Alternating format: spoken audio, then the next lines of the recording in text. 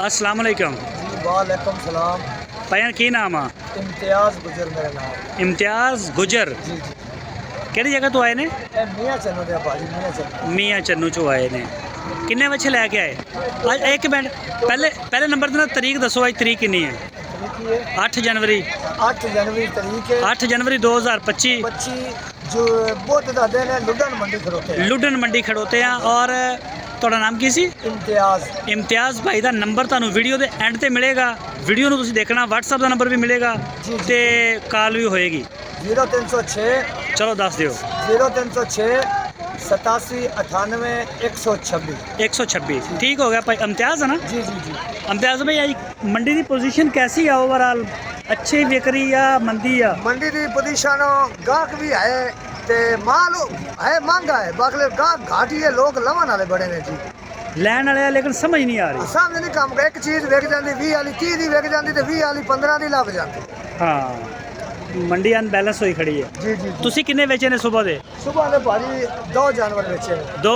दो जी। ਉਹ ਤੇ ਫਿਰ ਤੁਹਾਡਾ ਖਰਚਾ ਵੀ ਨਹੀਂ ਨਿਕਲਿਆ। अल्लाह मालिक ਹੁਣ ਤੇ ਮੰਡੀ ਕਲੋਜ਼ ਹੋ ਰਹੀ ਹੈ, ਹੋਰ ਘੰਟਾ ਹੈ ਮੰਡੀ ਖਤਮ ਹੋ मेरा ਜਾਏਗੀ। वीर अपना काम है ते माशाल्लाह नहीं पे ना विके ते अपने को घरी माल घरी अपने को होंदा लाटा ने 20 जानवर घरी खड़ोते ने क्यों हाँ, घरी हाँ। माल ही मेरा मियां चन्नू विकता है। ਸਹੀ ਆ।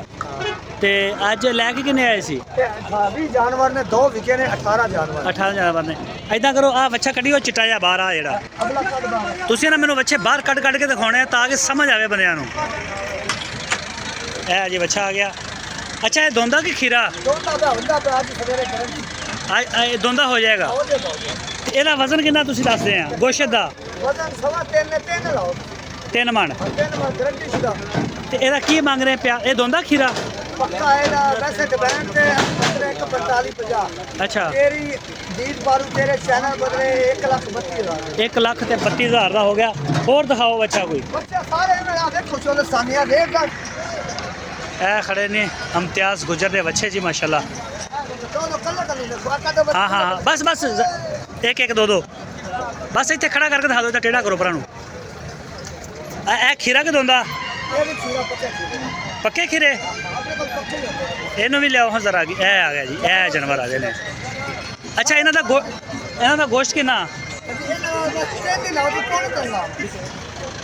ਅੱਛਾ ਇਮਤਿਆਜ਼ ਭਾਈ, ਇਹ ਜਿਹੜੇ ਤੁਸੀਂ ਬੱਚੇ ਦਿਖਾਏ ਨੇ, ਇਹਨਾਂ ਦਾ ਵਜ਼ਨ ਕਿੰਨਾ ਹੋਏਗਾ ਗੋਸ਼ਤ ਦਾ? ये 3 माने तो 3.5 लाओ क्यों झूठ नहीं आपा बोल यानी कि 100 ਕਿਲੋ ਲਾ ਲਾ ਤੂੰ। 100 किलो 100 किलो 100 ਕਿਲੋ ਵਾ ਤੇ ਪੱਕੇ ਖੀਰੇ ਨੇ। पक्के खीरे। ਕੀ ਮੰਗਦੇ ਜੋੜੀ ਦਾ? ਉਹ ਜਿਹੜੀ ਦਿਖਾਈ ਆ ਲਾਲ। वैसे जोड़ी का तो असं मंगते हैं 280 भी कोई कट्ठे सारे लगे ना जानवर। हाँ। ते 1,32,000 के हिसाब से सारे 1,32,000 18 के 18 चोलस्तानी भी है ने सही वाली है जानवर सारे चेक करो कैमरा बाहर सही हो गया। कल्ले कल्ले दोनों एक चोलस्तानी बड़े खूबसूरत है।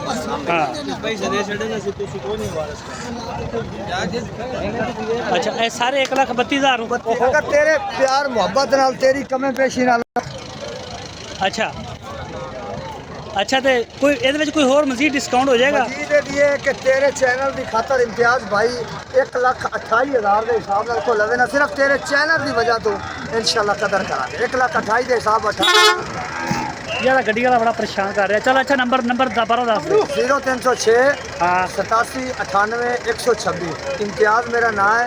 लेना देना किस्मत की गल है, कोई मशवरा ही होवे तो फिर भी आते ना सौदा इतने जावांगे तू जाने रहोगे असं घर घरों भी लेना चाहे WhatsApp से जानवर विखा लांगे सौदा ऐप नुक्स की कुर्बानी तिकर गारंटी। ओके हो गया, मेहरबानी सर, शुक्रिया। जानवर छोड़ने को राब्ता कर सकता है।